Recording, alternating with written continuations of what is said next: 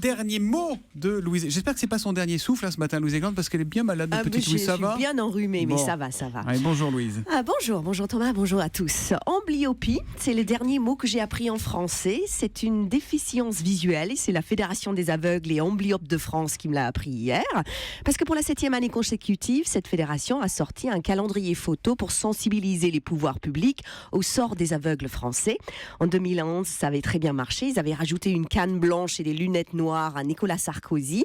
Et comme sur la photo, il était agrippé au bras de Carla Bruni, on avait vraiment l'impression qu'il était aveugle. Ce qui n'était pas tout à fait faux, puisqu'il était très amoureux, ce qui revient souvent au même. Et cette année, le calendrier des aveugles frappe encore un grand coup en détournant des photos des candidats à l'élection présidentielle. Alors, dites-nous qui est en photo pour le mois de janvier. Alors, le mois de janvier, c'est Emmanuel Macron. Attention, contrairement à tous les autres calendriers, ce n'est pas une photo de nu.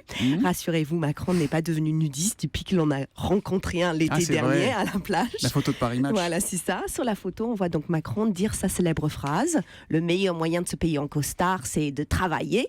Et la légende en dessous nous rappelle que malheureusement, un aveugle sur deux est au chômage. Ça veut dire qu'il reste beaucoup à faire, évidemment. Il n'y a que 20% des bâtiments qui respectent les règles d'accessibilité. Seulement 5% des livres sont traduits en braille chaque année.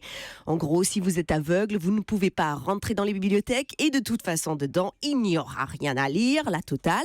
Pour changer cela, les aveugles ont récemment organisé une opération bandeau noir. Les élus de la ville de Paris ont dû traverser la place de la République avec les yeux bandés. Ils étaient complètement désorientés. Ils se sont heurtés dans des manifestants nuit debout qui traînaient encore là. Bref, ça leur a ouvert les yeux. Oui, je me permets, parce que les aveugles et les amblyopes ont de l'humour. Comme le prouve ce calendrier, vous pouvez l'acheter les yeux fermés. Et où est-ce qu'on le trouve ? Alors, comment on fait pour le trouver, ce calendrier ? C'est sur le site que je mettrai sur... On met sur europe1.fr et sur Twitter. Ok, on met le lien pour pouvoir acheter ce calendrier. Merci beaucoup, ma chère Louise Aiglande. Et à lundi.